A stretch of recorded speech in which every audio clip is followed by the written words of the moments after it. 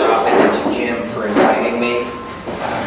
The topic I'm talking about tonight is really the pressures that we're under with regard to free speech and how it's changed and how it's really moved from the campuses into the culture, and now we're facing it with the high-tech industry. I'm also hoping to spark a discussion that we can have after my talk, which is going to be somewhat short, about the issues that we're facing. Before I get to that, let me tell you a little bit about myself. So I teach at Cornell Law School in Ithaca, New York, and I founded Legal Insurrection 11 years ago, 2 days ago. So we're just a little bit over. And it really wasn't planned at all. People have always say to me, like, you're at Cornell, you're at this big liberal university, and you're conservative, and you were Tea Party, and how does this happen? Okay. And I think it happened to me the way it happened to most of the people that I met through the Tea Party movement in its early years, which is you're just going about your life, and all of a sudden you realize you just can't stay seated anymore. And this was 2008. And if you Googled me in August of 2008, all you would have found is that I won this case because I was in private practice for 22 years before joining Cornell. And I'd lost that case, and I've given this lecture, and I've done this, and I've done... You wouldn't have found a single political thing about me. And then I began to get extremely, extremely frustrated in 2008 with the whole Obama mania and the media bias. But I kept my mouth shut, and I went about my business. And then in late August of 2008, I had dinner in Rhode Island, which is where I'm from originally, where I had been living for 30 plus years, with somebody I'd represented in a case, and I'd won a lot of money for him, and we'd become very good friends, and our wives had become friends, but we never once discussed politics. And he just assumed that I was liberal, like he was. And we're having dinner, it's late August of 2008. And he says to me, "Who are you voting for?" I said, "Well, I'm voting for John McCain and Sarah Palin." And after the steam stopped coming out of his ears, and we had about a 45-minute to an hour-long argument. Not hostile argument, but argument. And at the end of it, he says to me, "You know, I've never heard anybody explain your side as well as you do. You should start a blog." I had no idea what a blog was. I didn't follow them. And dummy me says, "Okay, yeah, that sounds like a good idea." 11 years later, I'm standing in front of you talking about this. So I went to Google Blogger, which was a platform they have. I think they still have it, though it used to be much more popular, I think, blogspot.com. And I found the simplest template they had that even I could figure out. And I said, "I need a name for this blog that I'm going to write." And I said, "I did word association. What is the word that is coming to mind right now for me?" And the word was insurrection. And I looked it up, and by definition, insurrection is illegal. So I said, "Well, that's probably not the best word. Why don't I call it legal insurrection?" Which is actually a contradiction in terms. That's how I got the name. I started, my first post was October 12th, 2008. For whatever the reason, my stuff started to get a lot of attention and a lot of readers. A lot of it was passed around by email by people. By the end of October of 2008, the law school was already getting emails demanding I be fired. Within 3 weeks, I was getting, I'll call them nasty grams. Not that I have never used profanity, but I usually don't use it to strangers to open up an email, okay? It was truly amazing, and for the next 4+ years, almost 5 years, a steady stream of harassment, demands I be fired, threats. People were going to organize boycotts of the law school unless they fired me. And the interesting thing was, the people making these demands were not anarchists, they were not communists, they were mainstream liberal pro-Obama Democrats who felt it was their right to interfere in my employment. Now I will say, Cornell always backed me up. The deans always told me, don't worry about it, just go about your business. But there were some pretty intense things. And so that was my introduction, my personal introduction to what I'll call, and we'll talk about, you may have heard the terms, the call out and cancel culture that's taken over. Okay? That they felt the right to not only call me out, I mean, they have the right to disagree with me, just like I have the right to disagree with them, but they felt they had the right, and most of them used their own names. They didn't even do it anonymously. Some did anonymously, and to demand that I be canceled on campus. Wow. And it didn't happen, and I'm still here, and we're still going around, and one of the prior deans, the person who hired me, said, you serve an invaluable function, which is every time the alums complain the faculty's too liberal, I can point to you. Because, and I kid you not, on a campus of 20,000 students, and I think, I could be slightly off on this number, close to 2,000 people who are termed faculty. You can count on one hand the number of openly conservative professors. And you can count with one finger me, the only one who's as open and active as I am. So I'm very familiar with it.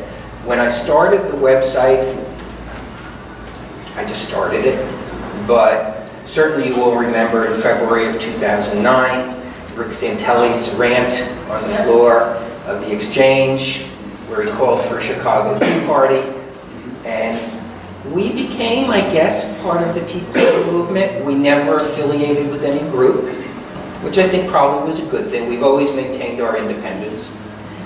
And we participated in that. And there was a very vibrant, for several years, I'll call it conservative blogosphere. And we would email each other, we'd promote our posts by email, we had email lists, and that's how we would communicate. And over time, that was essentially destroyed by social media. It became very easy, rather than running your own blog, and you might get 200 or 300 people visiting a day, and it was a lot of work. You could go on Twitter, and you could get 20,000 followers, and it's no work, and it doesn't cost you anything. And over time, I think Twitter, more than anything, much more so than Facebook, destroyed the conservative blogosphere, and people began to migrate their content to Facebook and to Twitter and to other social media, which creates a problem that we're going to talk about. And the problem is you no longer have that autonomy, and you are now on a platform controlled by some other private entity, not controlled by the government. So you have no real First Amendment rights on somebody else's private platform. And a lot of the campus call out and cancel culture has now migrated off of campus into those platforms and the people who run them. As part of the website, I followed a lot of trends, and this call out and cancel culture is not new. Everybody's talking about it in the last 2 to 3 years, but you can go way back in time, back towards the earlier days of our website, when there were groups like Think Progress and Media Matters who would engage in that. And who did they target first? They targeted first the Tea Party movement. So they would go to a rally, and you could have 5,000 people there with 900 signs. And they would find the one person with the one sign that said something offensive or stupid, and they would then go promote it, and they would demonize the Tea Party that way. And sometimes those people were actually plants people who would go there for that purpose. And so that's something that and now you have those attempts that are directed towards conservative media personalities. Rush Limbaugh has been subjected to a multi-year effort attacking his advertisers.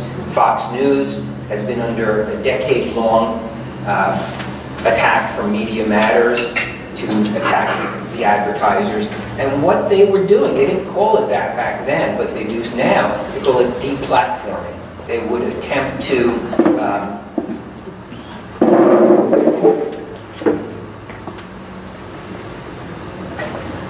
avoid giving you a platform for your, where you can express your views.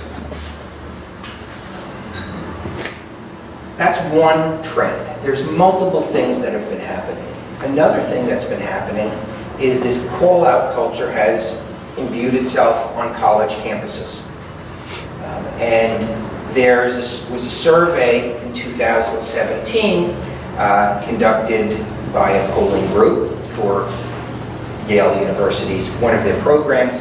A national survey found 38% of students say it's sometimes appropriate to shout down or disrupt a speaker on campus.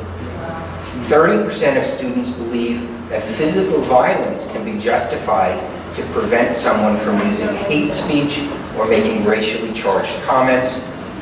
2 in 3 students define hate speech in such broad terms as to include anything that one particular person believes is harmful, and that hate speech means something different to everyone. So you have a culture on campuses where people have been told how you feel about something is the determinative factor. And there's been a long history of shout downs and shut outs on campuses, although it's been in the news a lot more the last 3-4 years. When I first started covering it with the website, most of what we saw in those years was directed at Israelis and pro-Israel speakers on campuses who would be disrupted, would be shouted down, would be tried to kept off campus. And then it also moved towards conservative speakers. And you have some anyone right of center on a campus is at risk of being disrupted or kept off campus. A very famous incident not that long ago at Middlebury College when Charles Murray was literally attacked, and a professor who was invited in to speak was physically assaulted by the students. Ben Shapiro, almost every place he goes, is shouted down, disrupted, to the extent that they now try to charge him, or whoever's sponsoring him, exorbitant security fees, sometimes in the hundreds of thousands of dollars. And that's happened to him multiple times. There was a debate at, not involving him, but another example, the University of Michigan sponsored, the Michigan Political Union sponsored a debate. And the debate was whether Black Lives Matter is harmful to racial relations in the United States. And they were going to debate it. One side yes, one side no. 100 protesters forced their way into the room. They jeered, shouted obscenities, and the debate was essentially shut down. And this is, if you ask people, and I do ask them, why they feel this way, it's because they said, your words are violence, and we have to oppose violence. They have a concept that's really very, very foreign to many of us. And I can give you dozens more examples. I'll give you an example at Cornell University involving a Tea Party person. I don't know if any of you recognize the name Michael Johns. He was one of the early Tea Party organizers. And his son is a student at Cornell, and the Cornell Political Union, I think it's called, invited him to speak, and it was a debate. So he wasn't even invited by a conservative group. He was invited by the debate group, essentially, to debate a topic related to Trump. The Cornell University police picked up through social media that there was a planned disruption of the event. So rather than provide the protection needed for him to speak, they went to the organizers and said, you need to give us $2,000 for security, or you have to take it private and move it to an undisclosed location. They said, well, we don't have $2,000. So they took it and they moved it to an undisclosed location. The protesters found out where he was anyway and banged on the door. And so what you have is a fairly, mainstream Tea Party conservative person at Cornell University can't even appear unmolested on the campus. Wow. And this has moved onto what I'll call non-political topics. So used to have, they attacked the Israelis and the pro-Israeli speakers. Then they attack the conservatives. Then they attack anybody who they think is hate speech, even though most of us wouldn't define it that way. We're not talking about Nazis, okay? We're talking about mainstream conservative people who have ideas they disagree with, and they term it hate speech. And it's moved on to people like Jordan Peterson and other people whose advocacy is for free speech. So advocating free speech is now actually considered hate speech by a significant segment of the college population. And I know that for a fact because I had my own experience. I was invited to Vassar College in Poughkeepsie, New York. It's a liberal school, maybe an hour north of New York City. And the Vassar Conservative Libertarian Union, student union, which was all of 9 students on a 2,000 student campus, okay, invited me to speak. And the topic was hate speech and free speech. And the topic, as advertised, was that hate speech is still free speech, even after Charlottesville. The campus flipped out completely. They organized multiple campus-wide meetings attended by over 200 people each one, including students, faculty, and staff, about how to deal with me coming to campus. Because what I was going to advocate, which is that even hateful speech is protected by the First Amendment, was so offensive that it was a threat to people. And they organized, and I kid you not, they not only organized safe spaces for students in anticipation of me coming, they organized safety teams who could lead students to the safe spaces if they couldn't find them. And they would have those glow sticks, okay? And one of the safe spaces for me, to protect them from me, was the library where they had coloring books for the college students. The campus student government demanded the president cancel my appearance. And one of the greatest lines I've ever seen, being a lawyer, is they said, "We demand you breach the contract for him to come to campus." And to her credit, I mean, she could have done better, but to her credit, the president of Vassar said, "No, we're going to move forward." They had campus security. I had to meet them off campus, and they had to escort me on there. And my speech, which probably would have attracted 20 people, because these people were in such a frenzy, we're in the largest lecture hall on campus. It seated over 200 students, completely packed, with an overflow crowd into the hallways. The students organized a protest inside the hall where they would show up dressed basically looking like Antifa, all in black, masks and things like that, as a form of protest. So there were maybe 50 of those people there. And it was one of the best nights of my life. Because the second I started speaking to them, they realized I wasn't this monster who had been portrayed. Okay, the way it had been portrayed, campus-wide, by the student government, by the activists, was a white supremacist who was bringing his white nationalist followers with me to target minorities.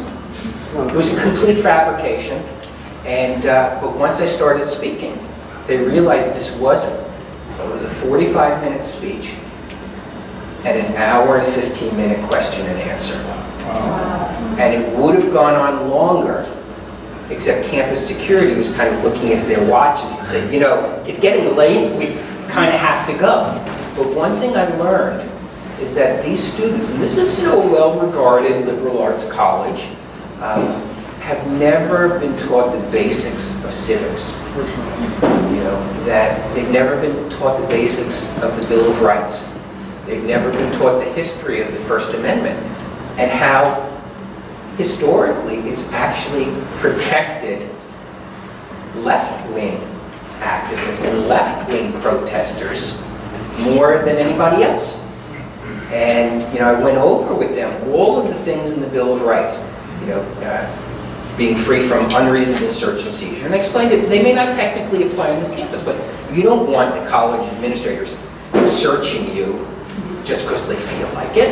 Okay? You don't want the college administrators taking your stuff without some form of due process. And I went over all of these things. I said, why is it that the only right you're willing to give up on this campus is your speech right? And I don't think they'd ever heard. And I got emails afterwards from students apologizing for the way I was treated. And they've told me that it was really an eye-opener because I had an audience of probably almost 25% of the student body, or 20% in that room.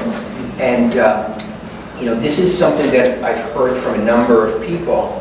It's anecdotally, but a number of people have said they think there's a backlash brewing on campuses among students against the clampdown on free speech. And I've noticed that too, because it used to be, my website, everybody in the school knows about it, everybody reads it, or at least looks at it from time to time, but it's rarely talked about, okay? It's the elephant in every room that I go into that nobody talks about. But you know what? I've noticed in the last couple of years, students are talking about it more openly with me. It used to be at the end of the semester, someone would come up, hey, I love your website, okay? Now they'll talk about it in front of other students. And something's changed, and other professors have said that. But anyway, and so you have this thing that's happening on campuses where speech people disagree with gets defined as hate speech, and hate speech has to be shut out and canceled because it's violence, in their words. And students have never really been taught anything differently. And now, the challenge that we face is that campus culture, in many ways, has moved to these social media and internet platforms that we all used, okay, because it was easier to use those than run your own blog. And there have been a lot of problems there because they are under a lot of pressure to institute guidelines to stamp down on hate speech on their platforms. And they enlist groups like Southern Poverty Law Center, who I've written a ton about, and to define what their guidelines should be. And so what you now have going on is this campus culture where anybody, I won't even say right of center, anybody that we would consider centrist or right of center is now defined as the equivalent of Nazis. They are defined as hate speech purveyors, and they should not be allowed to appear, because why should someone spewing hate speech be allowed on our campus? And now it's why should they be allowed on our platform? Why should they be allowed on Facebook or Twitter or someplace else? And of course, I forget who said it, but it was a great line, which is, I'll be agreeable to banning hate speech as long as you let me define what hate speech is.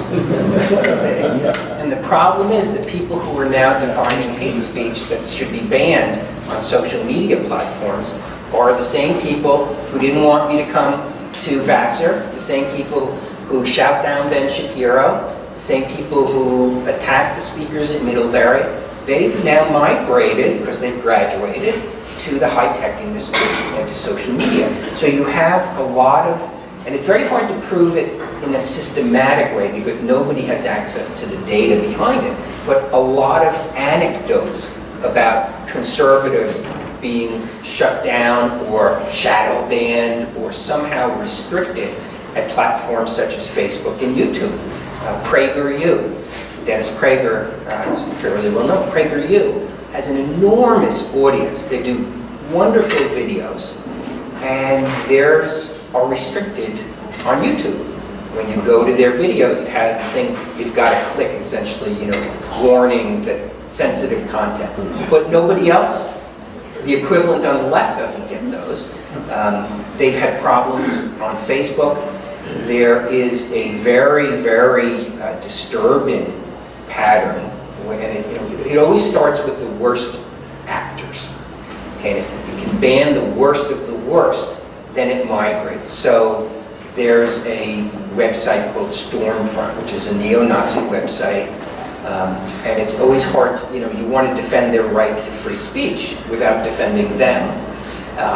And they have been essentially banned from the internet. I mean, really unprecedented. An outfit called Cloudflare, which manages a lot of the internet. It's like a gateway to the internet. PayPal, a lot of others have not just banned Stormfront, but then it starts to trickle down, and it goes to people who aren't neo-Nazis. And that's how it always works, is that if you can ban the speech of the worst, then you set a precedent, and then you start to move it down the chain to people who simply disagree with you. And that's the trend that's going on now, and that's really, really disturbing. We've had that experience even with legal insurrection. Things that are just too odd to be coincidence. We got kicked off of Amazon Associates. So Amazon Associates is an advertising platform where if people click from your link to Amazon and they buy something, you get a few percentage points, essentially commission. And we were in that for many, many years. And all of a sudden I get a notice that we're gone. We violated the terms of service because we used emails to circulate links, which violates the terms of service. So I said to them, well, actually, we're not. So can you show me an example of us doing that? Because we're not doing it. And they said, no, we can't show you because our investigative techniques are proprietary. I said, well, I'm telling you we're not doing it. You won't show me that we're doing it. And it was like spitting into the wind. It did nothing. YouTube took us down, our channel, for a while. And I can blame YouTube, but it just shows you how precarious our position is on social media. YouTube has a 3-strike rule. You get 3 copyright claims against you, they reserve the right to take down your channel. So a political opponent, who we had taken recordings of and posted on YouTube and wrote about them and reported on them, put in 3 copyright strike notices at the same time. So they knew about the 3-strike rule. So I never got notice from YouTube that we were being taken down. And we did contest them. We filed the proper procedures, which a counter notice. There's a legal procedure to follow for that. And they didn't pursue it. And so we did get restored. But we were just taken down. I have to wonder if we were a prominent liberal website, would they have just taken us down without sending an email, without giving us a chance to respond, to file a counter notice, which is the procedure used. And then Facebook, I neglected to mention to you, I have another website, which is called ElizabethWarrenWiki.org.